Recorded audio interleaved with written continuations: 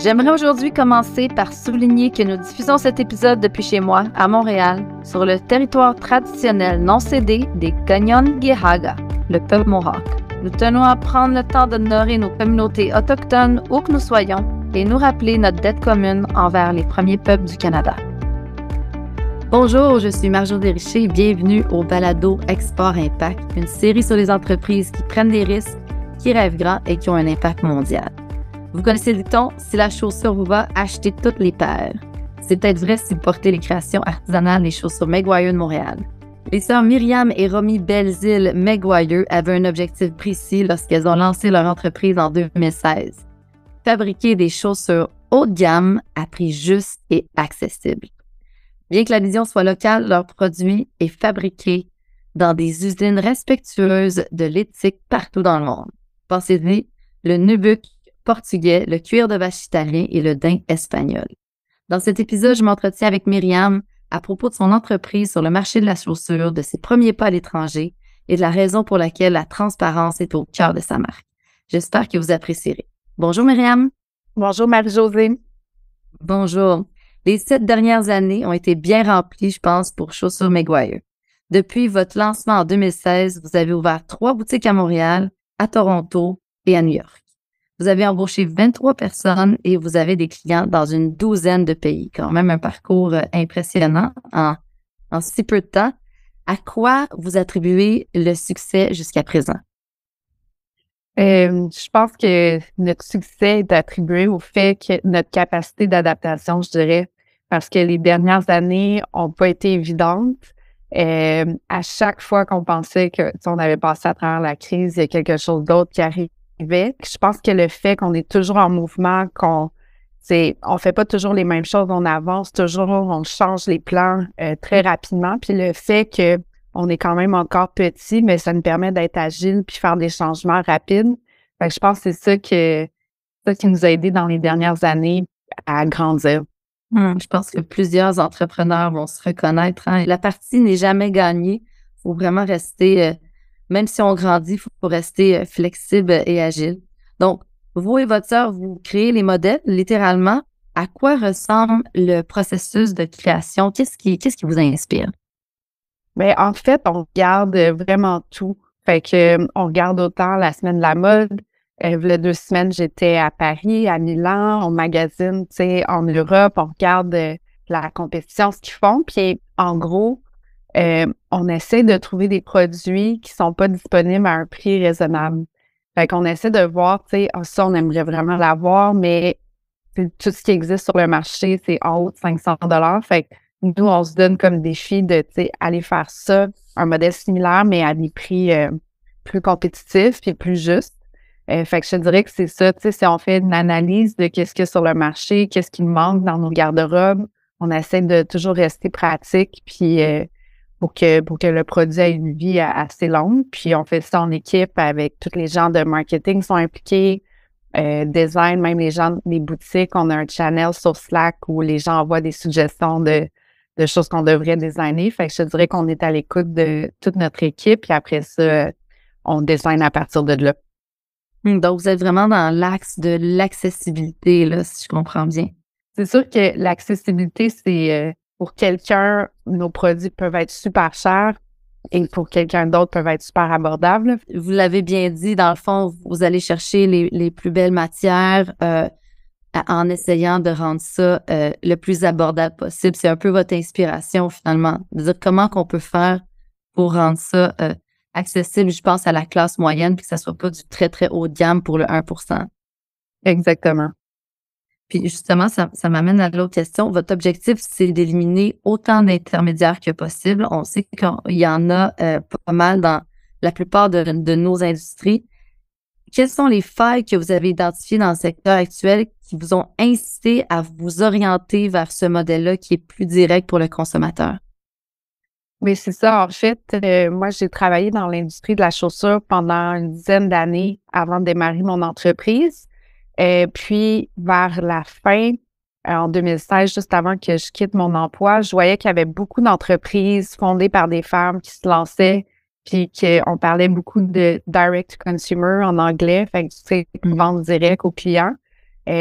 Puis là, il y avait différentes compagnies qui le faisaient dans le monde du maquillage, dans les vêtements. Puis là, je voyais que personne ne le faisait dans la chaussure. Puis je voyais une opportunité de devenir la marque direct consumer en chaussures.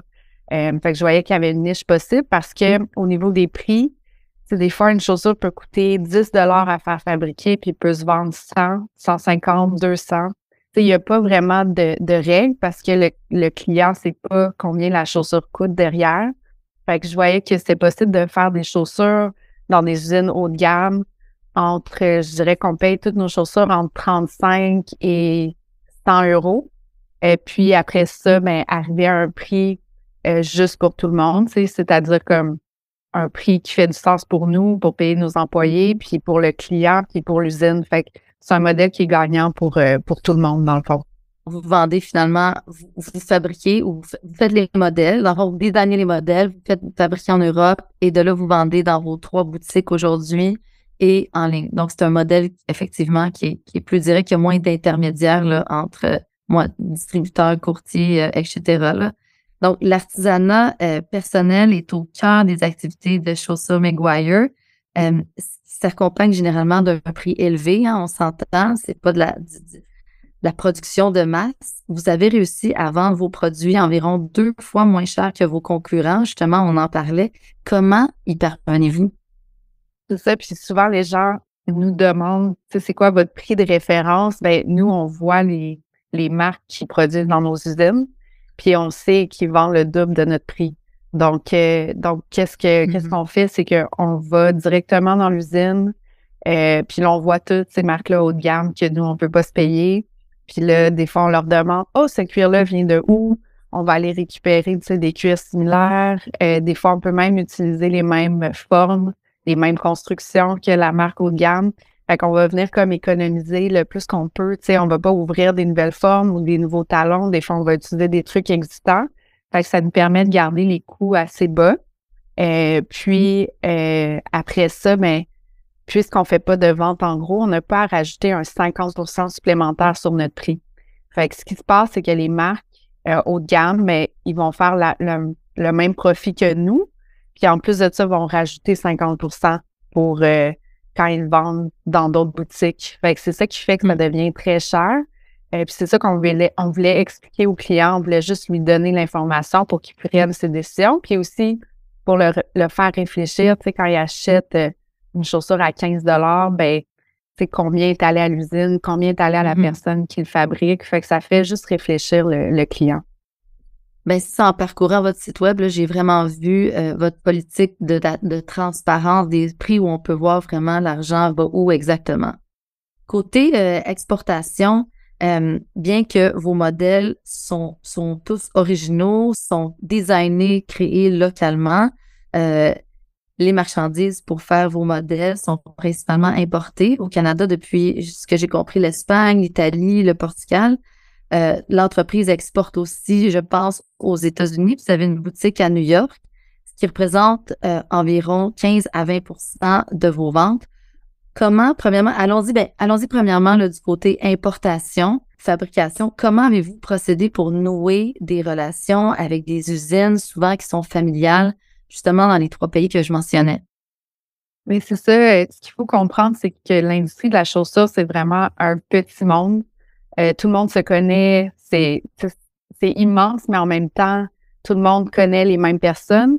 Fait que moi, auparavant, je travaillais plus en Asie. Donc, j'ai travaillé pour le groupe Aldo pendant plusieurs années, puis la majorité de la production était en Asie. Fait que quand j'ai commencé ma compagnie, il a fallu que j'aille trouver d'autres usines qui étaient complètement différentes. Puis, à travers les années, j'ai travaillé avec plein de gens, puis c'est ces gens-là qui m'ont donné des contacts. On est aussi allé dans une foire qui s'appelle MICAM, qui est la foire de la chaussure à Milan, qui est 2 fois par année. Puis là, tu peux te promener, puis il y a des usines, il y a des agents, il y a des marques. Fait qu'il faut comme essayer de trouver qui est l'usine. Puis après ça, ben, on a rencontré des gens qu'on aimait là-bas, des gens qui ça leur faisait pas peur que ça soit 2 filles dans la trentaine, les propriétaires, parce que le monde de la chaussure, c'est principalement des hommes. C'est tous les hommes qui ont les usines, c'est tous les hommes. Fait dans le show, c'est juste des messieurs dans la cinquantaine et plus. Fait que, tu sais, d'aller voir ces gens-là, les convaincre. Fait que, par exemple, au Portugal, on a trouvé des gens qui parlaient français, qui travaillent avec toutes les grandes marques françaises. Fait qu'il y a eu une connexion à ce niveau-là. Puis, ils ont un client majeur au Canada avec qui ils travaillent depuis plus de 20-30 ans. Il y avait une bonne opinion des Canadiens. Fait que ça l'a cliqué. En Espagne, le propriétaire de l'usine parle juste espagnol puis italien. Moi, je parle italien, donc on a pu s'entendre en italien sur les termes. Puis en Italie, mais c'était naturel. J'ai habité là-bas plus de 2 ans. Fait que ça m'a permis de, tu sais, je peux aller là-bas, leur parler en italien, négocier. Il y en a plusieurs de ces hommes-là qui parlent pas anglais. Puis, tu sais, ils sont un peu complexés par ça. Fait que le fait que tu arrives, tu parles italien, ça permet beaucoup de créer des relations. Fait que je te dirais que c'est un peu comme ça. On est allé, au départ, on avait juste une usine, puis à la dernière minute, elle a fermé. Elle nous l'a dit une semaine avant qu'elle fermait. Fait qu'on est retourné en Europe, moi et ma sœur. Ma sœur, à l'époque, était enceinte de comme 6 mois. Puis là, on est allé se promener puis essayer de rencontrer d'autres personnes, puis on avait des recommandations d'amis. Fait que je te dirais que c'est vraiment une à la fois, là. Je suis curieuse de voir, est-ce que c'était un choix conscient de votre part de ne pas faire la production en Asie dès le départ? Je te dirais que, tu sais, quand tu commences et tu es plus petit, l'Europe, c'est plus facile à cause des quantités aussi. Fait que les quantités sont plus petites. Nous, on voulait pas, tu sais, surproduire, puis après ça, se retrouver avec plein de soldes. Ça fait partie un peu des valeurs de notre compagnie, d'essayer de faire juste la bonne quantité, puis au pire, on en recommande, on fait des listes d'attente. Fait qu'il y avait ça. C'est sûr qu'il y a une perception négative des gens face à l'Asie, mais en Asie, il y a d'excellentes manufactures, puis il y a les pires aussi. Fait qu'il faut vraiment aller dans l'usine, aller la visiter, se demander est-ce que moi je passerais, je sais pas, 40 heures semaine dans cette usine-là. Si la réponse est oui, ben je pense que c'est correct de produire là-bas. Fait que c'est vraiment...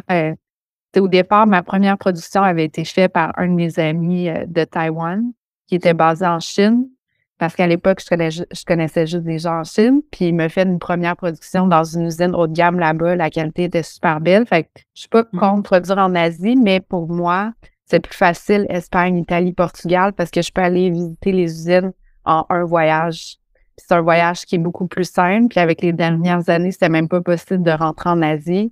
Les délais en Asie de livraison étaient vraiment, vraiment longs. Là, c'est en train de se rétablir un peu. Et le coût du transport. Fait que pour moi, ça a été quand même bénéfique de travailler en Europe avec la crise qu'on vient de vivre. Moi, j'ai une usine que je pense dans ma tête qui produit des marques haut de gamme américaines, qui est une des meilleures usines que j'ai vues dans ma vie, qui est basée en Chine. Puis j'avais pris des vidéos dans l'usine, puis mes fournisseurs au Portugal puis en Italie voulaient voir les vidéos parce qu'ils étaient comme « Ah, est-ce que tu as vu la machine? J'ai jamais vu ça avant. » Tu sais, eux autres étaient super impressionnés par l'équipement qu'il y avait.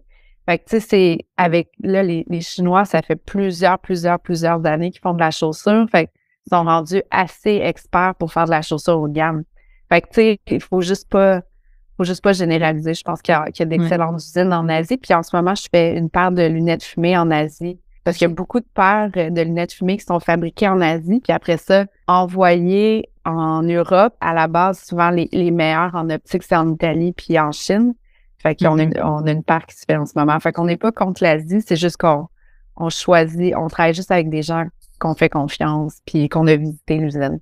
Est-ce que vous avez rencontré des difficultés particulières à l'importation des marchandises là, en provenance de l'étranger? Oui, je te dirais que avec la COVID, on a eu beaucoup de retard. Le transport a triplé, quadruplé à un moment donné, mais nous, avec nos prix transparents, ça nous permettait de s'adapter un peu puis venir récupérer la marge qu'on n'avait pas calculée comme il faut. Fait que je te dirais qu'à l'importation, il y a ça. Puis là, avec le Canada et les États-Unis, c'est un peu plus complexe maintenant parce que si j'envoie du stock aux États-Unis, il y a une douane, tandis que si j'envoie du stock de l'Europe au Canada, il n'y a pas de douane. Fait que tout gérer ça, je te dirais que c'est assez complexe parce que à la fin de l'année, on a une vente d'échantillons puis on ramène les styles qui restent du US vers le Canada parce que pour donner accès à tout le monde. Fait qu'il a fallu, gérer ça parce que le produit peut sortir du Canada pour aller vers le US, mais il peut pas aller du US au Canada. Je l'ai fait une fois pour une cliente, pour une artiste, une cliente VIP. Ça l'a coûté 150 $ de douane. C'est traversé du US au Canada. Fait que c'est vraiment comme on évite ça. Fait que je te dirais que tout comprendre cette logique-là avec les douanes, qui payent des douanes, qui payent pas de douanes, mais ça a été assez complexe quand on a ouvert le US l'année dernière. Puis aujourd'hui, justement, vous exportez principalement, dans le fond, dans votre boutique à New York. Comment ça fonctionne? C'est que le site US est connecté au site canadien. Fait que les clients US en ligne ont accès à tous les produits qui sont basés au Canada, en plus des produits à New York, tandis que les clients canadiens ont juste accès au Canada. Mais au Canada, c'est là où il y a le plus de produits. Fait qu'on fait des ventes en ligne. Fait que je dirais que c'est 50% vente en ligne, 50% en boutique. Puis c'est ça. Fait que, puis on est aussi connecté sur le site de Madewell, qui est un site américain assez connu, qui fait partie du même groupe que J.Crew. Alors, eux sont connectés aussi à notre site US. Donc, on vend, c'est ça, 50% en ligne, 50% en boutique. Puis on a commencé par les États-Unis parce que on voulait offrir le shipping gratuit. Fait que le shipping est gratuit au Canada, puis il est gratuit aux États-Unis, mais dans le reste du monde, il n'est pas gratuit. Donc, c'est pour ça qu'on mise tous nos efforts d'exportation sur le US parce que c'est très grand, puis il y a encore beaucoup qu'on peut conquérir avant d'ouvrir d'autres marchés. Puis vous avez choisi une boutique à New York, j'imagine, pour certaines raisons. J'aimerais ça entendre ces raisons-là. Puis est-ce que vous avez des plans de croissance là, ailleurs? C'est ça, New York, pour nous, on se disait, OK, c'est à 6 heures de voiture, 7 heures de voiture. Si jamais il y a un problème avec la boutique, c'est un peu similaire à Toronto. Fait qu'on peut se rendre en voiture rapidement. Fait que j'ai fait le trajet plusieurs fois. C'est quand on a ouvert la boutique, c'était pendant la COVID. Fait que je suis allée aux États-Unis la première journée qu'on pouvait traverser avec la voiture par voie terrestre. Parce que c'était tout un enjeu aussi de ne pas pouvoir rentrer en avion, tu sais, si on se retrouvait prisonnier là-bas parce qu'on avait la COVID. C'est arrivé d'ailleurs à ma soeur, elle a eu la COVID à New York, puis on est revenu en voiture. Fait que, tu sais, il y avait tout cet aspect-là de comme pouvoir voyager facilement. Fait que c'est pour ça que New York, c'était facile, puis c'était la plus grande ville proche de Montréal, tu sais. Puis, est-ce que vous trouvez que la clientèle ou le marché est différent, justement, à New York que le marché canadien? Oui. Premièrement, cet hiver, on a appris qu'il n'y a pas besoin de bottes d'hiver à New York. Fait que, tu sais, les bottes d'hiver, c'était un de nos plus grands vendeurs. C'est une grande partie de nos ventes au Canada. C'est une manière qu'on est rentré dans le marché parce qu'on fait des bottes d'hiver en cuir qui sont doublées, qui n'ont pas l'air d'une botte d'hiver. Fait que ça, c'était un produit qui fonctionne super bien au Canada, dans l'ensemble du Canada. Tu sais, on en vend à Calgary, Vancouver, Edmonton. Tu sais, ils ont vraiment une belle vie pendant l'hiver, tandis que à New York, les gens demandaient les mêmes bottes, mais sans la doublure. Fait que là, on avait amené beaucoup trop de bottes à New York. Puis en plus, cet hiver était particulièrement chaud. Quand je suis allée en janvier, il faisait comme 12 degrés. Fait que c'est certain que c'est difficile de vendre des bottes dans ces conditions-là. Fait qu'on est en train d'adapter notre sélection pour la boutique de New York pour avoir des trucs un peu plus 4 saisons toute l'année. Parce qu'il y a aussi beaucoup de touristes que eux achètent pas nécessairement pour la saison précise, mais ils vont acheter un coup de cœur. Fait que c'est important d'avoir ça. Fait qu'on a découvert ça. Aussi, eux commencent leur printemps toujours un mois avant nous. Fait qu'il faut être prêt un mois avant pour pas manquer de vente. Fait que c'est des trucs comme ça qu'on a découvert. Mais en gros, quand c'est un meilleur vendeur au Canada, c'est aussi un meilleur vendeur aux US. Sauf pour les bottes d'hiver, mais pour les sandales, c'est assez universel, les produits qui fonctionnent bien. De là, quand même, votre agilité qui est importante. De là, peut-être l'idée des lunettes fumées que vous me disiez tantôt. Peut-être que ça va être plus pratique que des bottes d'hiver là, à New York. Ouais. C'est ça qui est intéressant d'être sur le terrain. On peut vraiment jauger son marché puis s'adapter. Puis quand on est quand même relativement petite, moyenne entreprise, on a une capacité là, d'adaptation assez rapide, peut-être que les grands n'ont pas. Donc, il faut garder ça quand même comme avantage dans nos poches. Vraiment intéressant. Est-ce qu'il y a des programmes ou des services qui vous ont aidé dans la démarche de l'ouverture de votre boutique, dans l'exportation, que ce soit au niveau financier ou toute autre aide connexe? Oui, ben je vais y aller dans l'ordre parce que c'est un peu, tu sais, il y a comme une hiérarchie dans ces programmes-là, je dirais. Fait que le premier programme qui nous a aidés, c'était, avant ça s'appelait le PEX, maintenant ça s'appelle le PCSE. C'est un programme du Québec. Donc, ils nous ont aidés à exporter à l'extérieur du Québec. Fait que ça, c'est vraiment avantageux pour nous. J'ai des collègues canadiens qui n'ont pas du tout accès à ce genre de financement-là. Fait qu'on est vraiment chanceux, tu sais, d'être québécois, francophones. On a de l'aide à exporter. Fait que ça nous a aidé à ouvrir la boutique de Toronto. C'est-à-dire qu'ils t'aident avec le paiement c'est quelqu'un qui va faire tes relations publiques. C'est un consultant qui va faire des relations publiques. Un consultant qui va faire des pubs web à l'extérieur du Québec. Fait qu'ils nous ont aidés à payer des frais comme ça, qui nous ont aidés à ouvrir la boutique de Toronto. Puis après ça, on a pu ajouter New York à ça, puis les États-Unis. Fait que à chaque année, tu appliques, puis tu as un montant d'argent, puis après ça, c'est vraiment pour la mode seulement? Je pense que c'est pour toutes les entreprises qui souhaitent exporter. Okay. C'est un programme, mais en mode, ça aide principalement, puis ils aident aussi pour... si tu veux aller dans un show, présenter tes produits. Mais je sais que ça s'applique à la mode. Il faudrait que je vérifie pour les autres entreprises. Mais bref, ils t'aident à payer des voyages, des déplacements pour aller visiter d'autres marchés. Fait aller signer mon bail et tout ça. Des frais d'avocat. Fait que c'est assez large l'aide qu'il y a. Fait que tu appliques, tu débourses tous les frais au cours de l'année, puis à la fin, tu as un crédit. Fait que ça nous a énormément aidé. Ensuite de ça, il y a CanExport qui nous a aidés. C'est une bourse similaire. Puis ça, c'est une fois par année aussi, tu appliques, tu leur décris ton programme d'exportation, les dépenses, tout ça, puis eux déterminent un montant d'aide qu'ils vont t'allouer. Et puis, on me dit qu'il faut bâtir un peu la confiance avec CanExport. Fait qu'au début, tu as moins. Puis là, ils s'assurent que tu l'as vraiment tout dépensé. Puis tranquillement, tu peux augmenter ton financement. Fait que ça nous a beaucoup aidé aussi pour New York.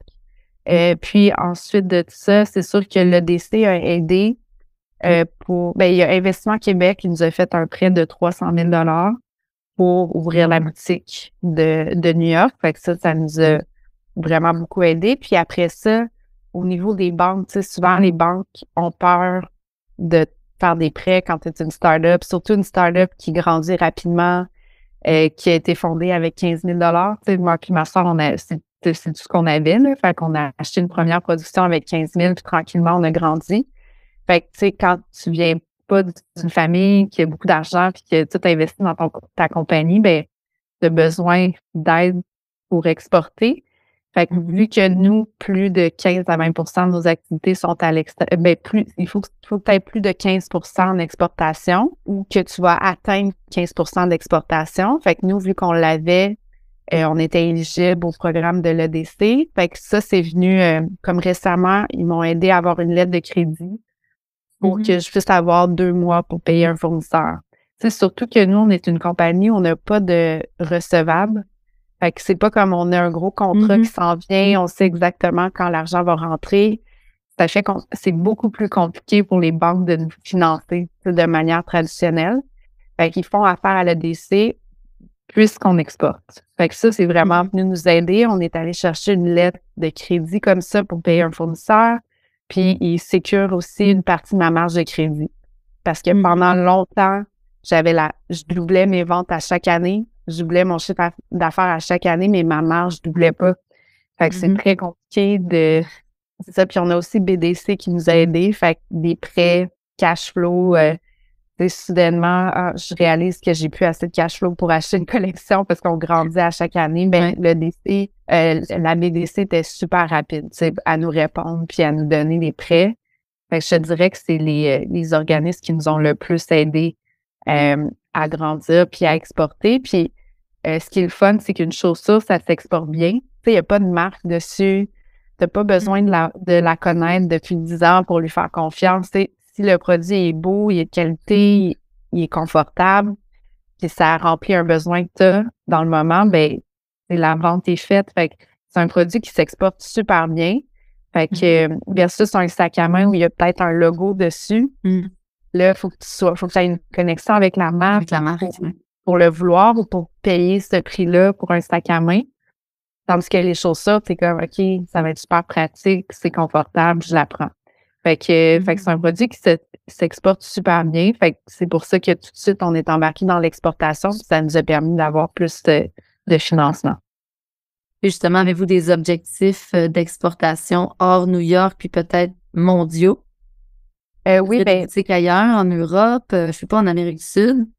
Oui, récemment, tu sais, on a signé avec une agence de relations publiques qui est à New York, puis qui a aussi un bureau à LA. Fait que New York fait les grands magazines, tu sais, Vogue, Bazaar, tout ça. Puis le bureau de LA fait les stylistes de vedettes. Fait qu'on a envoyé des souliers à Jessica Alba, à Kristen Stewart, des lunettes fumées à Bella Hadid. Fait que, tu sais, là, on commence à avoir des célébrités assez connues qui vont potentiellement porter nos produits parce que ça peut prendre 4-5 mois avec un paparazzi près d'une photo de la célébrité avec un produit. Puis après ça, tu peux le partager à ta communauté. Fait que là, en voyant ça, qu'il y a beaucoup de stylistes de célébrités à LA, puis qu'on a un bureau qui travaille déjà un peu pour nous, là, on pense à ouvrir une boutique là-bas quand ma soeur revient de son congé de maternité, qu'on va pas faire ça maintenant. On va attendre qu'elle revienne. Fait que je te dirais peut-être l'année prochaine, on pense à ouvrir à LA. Puis après ça, on regarde, tu sais, est-ce qu'on continue aux États-Unis parce que c'est vraiment grand, le marché américain. Nous, notre modèle d'affaires, c'est une boutique par ville. Fait que, tu sais, avant, c'était comme 5 boutiques par ville, puis on se volait un peu des clients parce que nous, c'est une boutique par ville, puis après ça, tu peux commander en ligne si tu n'as pas envie de te déplacer. Fait que là, on regarde peut-être pour d'autres villes américaines, mais sinon, une ville qui nous intéresse, ça serait Londres pour avoir un pied à terre en Europe. Mais pour ouvrir Londres, il faudrait avoir un centre, un réseau de distribution différent. Il faudrait avoir un warehouse différent pour permettre d'offrir le shipping gratuit. Fait qu'on est comme pas prêt. On veut grandir aux États-Unis puis avoir plus de momentum avant de s'en aller de l'autre côté. Fait que je te dirais qu'on focus vraiment Canada, États-Unis pour l'instant. Côté ESG, les consommateurs du millénaire en particulier ont tendance à se tourner vers des marques spécialisées qui s'engagent sur le plan humain et qui incarnent leurs valeurs, un peu comme vous le faites. L'industrie de la chaussure est restée plutôt statique sur ce plan-là pendant des années, mais Goyeux a entrepris de changer le paradigme dans la chaussure. Pourquoi vous pensez que les consommateurs d'aujourd'hui s'intéressent encore plus à l'histoire des entreprises, à ce qu'il y a derrière la chaussure quand ils achètent une chaussure? Mais je pense que c'est un peu, tu sais, dans l'industrie alimentaire, c'est un concept que ça fait longtemps qui existe ou qui a été vraiment bien compris par les gens. Puis là, maintenant, les gens comprennent que s'ils vont acheter une tomate du Québec versus une tomate des États-Unis, c'est un meilleur investissement. Fait que ça, dans l'industrie alimentaire, ça fait longtemps que les gens l'ont compris. Puis là, on dirait que ça commence dans l'industrie de la mode puis du vêtement. Tu sais, le concept de voter avec ses dollars puis de mettre l'argent au meilleur endroit. Fait que je te dirais que c'est ça tranquillement qui est en train de se passer. Puis la nouvelle génération est aussi fait plus attention et pas intéressée par le fast fashion tant que ça. Fait que ça fait aussi partie de ce changement-là. Tu sais, les plus jeunes, de plus en plus, vont attendre un peu, économiser leur argent puis acheter nos produits plutôt que d'acheter 5 paires de souliers Zara, tu sais. Moi, c'est ça que je faisais quand j'étais jeune.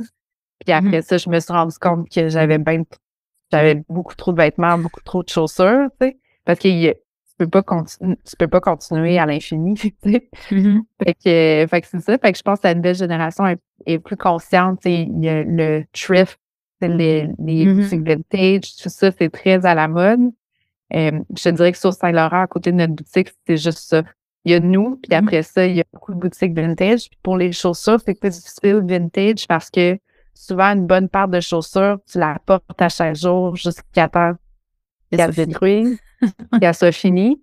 Fait que c'est pour ça que je trouve qu'il y a quand même aussi une place pour nous, pour cette clientèle-là qui veut pas trop consommer pour acheter des chaussures chez nous parce qu'ils peuvent les porter un peu plus longtemps que s'ils l'avaient acheté dans un magasin moins cher. Fait que c'est ça. Je sens que ça commence tranquillement. Côté environnement, tu sais, importer chaque petit morceau, tu sais, ça ajoute beaucoup, beaucoup de transport.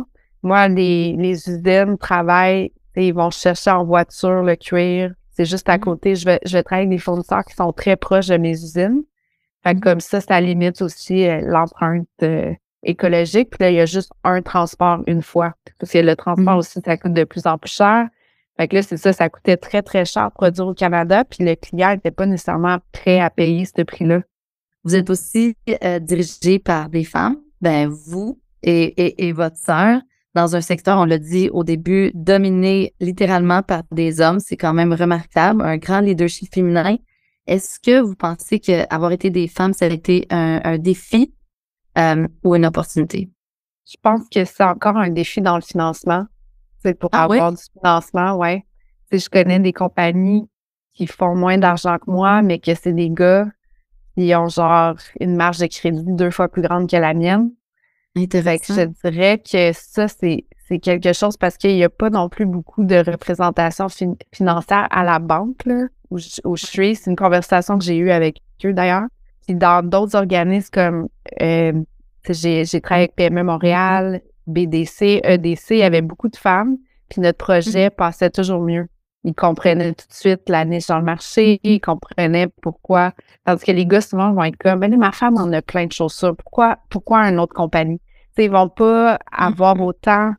Fait que c'est pour ça que la représentation dans le niveau bancaire, c'est important. T'sais, autant comme pour les minorités, parce que les autres vont peut-être présenter un projet qui sera pas compris si la personne comprend pas leur réalité, puis autant pour les femmes. Fait que ça, je dirais que ça, c'est un des obstacles que je fais encore face. Puis on a un investisseur homme qui est comme un allié puis qui nous aide là-dedans. T'sais, il nous coach pour comme quoi demander. T'sais, on ne demandait pas assez au départ. On demandait juste ce qu'on avait besoin, mais il faut toujours demander le double parce que là, on demandait juste ce qu'on avait besoin. 2 mois après, on avait encore besoin d'argent. Fait que, tu sais, on avait de la misère à comme demander plus. Puis je dirais que notre investisseur nous pousse beaucoup là-dedans. Puis il est comme, non, les filles, tu sais. Au début, pour New York, on voulait demander 150 000. Puis il était là, non, 300. Puis il avait raison. Fait que, tu sais, d'avoir des mentors, ça aide. Puis au niveau de la chaussure, tu sais, vu que c'est juste des hommes qui font de la chaussure, souvent le confort est comme, il y a personne qui les essaye. Fait que souvent, le confort est pas vraiment présent parce qu'il n'y a pas une équipe de filles qui est comme, non, là, le talon est un peu trop haut pour marcher, tu sais, comme. Fait que ça, c'est des choses que nous, on fait, puis on a des filles avec des pieds larges, des pieds étroits, une cheville plus large, une cheville plus étroite. Fait qu'on va tester nos produits sur différents types de femmes, différents types de pieds. Fait que ça, je pense que ça nous a vraiment beaucoup aidé. Puis le confort, c'est un mot qui revient souvent quand les gens essaient nos produits. Quel est le conseil que vous auriez aimé recevoir quand vous avez lancé Chaussures McGuire? Premier conseil, puis deuxième conseil pour l'exportation spécifiquement. Je pense que quand j'ai commencé, j'aurais aimé savoir, tu sais, être patiente, parce que quand tu commences, là, t'es comme impatient, tu veux que ça fonctionne, tu veux déjà, tu te projettes déjà dans le futur, puis ça va comme pas assez vite. Mais avec le temps, je réalise que, tu sais, en étant patient, les choses se placent. On finit par avoir, tu sais, tout finit par... Puis aussi avoir une boutique, mais ça augmente toujours dans le temps parce qu'il y a toujours plus de gens qui te découvrent. Fait que c'est juste exponentiel. Fait que là, maintenant, je le sais. Fait que pour New York, je suis plus patiente, je me dis. Puis parce que des fois, ma gérante est comme « Ah, aujourd'hui, on n'a pas eu assez de monde, faut... » Fait que là, je le sais maintenant qu'il faut être patient puis que si on continue à travailler fort, ça va juste aller en augmentant. Mais avec des épreuves comme on a vécu dans les dernières années, comme la COVID, les magasins qui ferment, tout ça, c'est difficile d'être patient parce que j'ai l'impression que tout ça me faisait perdre du temps, puis que j'avançais pas assez vite, puis que je pouvais pas aller aussi vite que je voulais. Fait que être patient, je pense que c'est un bon conseil. Puis pour l'exportation, je pense que le meilleur conseil, c'est avoir un bon avocat. Mais ça, je le savais déjà. Pour les contrats, pour l'incorporation, pour tout ça. Tu sais, comme moi, j'ai eu des super références. Fait que je me suis incorporée, ça a pris 12 heures, là. On se rend pas compte de ce genre de défi quand on marche sur Saint-Laurent et on voit la marque McGuire. Hein, il y a beaucoup de travail derrière. Merci vraiment pour cette belle conversation. Ce que j'en retiens, c'est que il n'y a rien comme être sur le terrain pour aller soit confirmer ses intuitions ou valider quelques faits. Ça, c'est vraiment, vraiment précieux. Puis c'est souvent ce qu'on oublie. Hein? On reste derrière nos ordinateurs souvent. Mais d'être sur le terrain, ça a une grande valeur ajoutée. Merci encore, Myriam. Merci à vous tous de vous être joints à nous aujourd'hui dans le cadre du balado Export Impact. Si vous avez apprécié l'épisode d'aujourd'hui, Aimez-nous, abonnez-vous, notez-nous et laissez-nous un commentaire sur votre plateforme de diffusion préférée. Je vous dis à dans 2 semaines. Ce balado est présenté à titre informatif uniquement et ne constitue aucune forme de conseil ou de recommandation, qu'il soit financier, comptable, d'investissement, juridique, fiscal ou autre conseil personnel, commercial ou professionnel. Les informations fournies dans ce balado n'ont pas été vérifiées de manière indépendante par EDC et aucune représentation ou garantie expresse ou implicite n'est faite par EDC concernant son contenu, sur lequel personne ne devrait se fier de quelque manière que ce soit et à quelque fin que ce soit. EDC n'est pas responsable de toute perte ou dommage causé par ces informations, leurs utilisations ou la confiance de quiconque en elles, et EDC n'a aucune obligation de les mettre à jour ou de corriger leur contenu. Ce balado ne remplace pas un soin et une vérification raisonnable et les auditeurs sont responsables de rechercher leur propre conseil professionnel indépendant concernant le contenu de ce balado ou toute autre question connexe. De plus, ce balado ne doit pas être interprété comme une approbation ou une recommandation de EDC ou comme une forme quelconque de promotion, d'offre de vente ou de recommandation d'une entreprise, d'un produit ou d'un service. Bien que l'hôte et les invités soient les clients de EDC, les opinions exprimées dans ce balado ne soient pas celles de EDC ou de ses administrateurs, dirigeants, employés, sociétés affiliées ou filiales.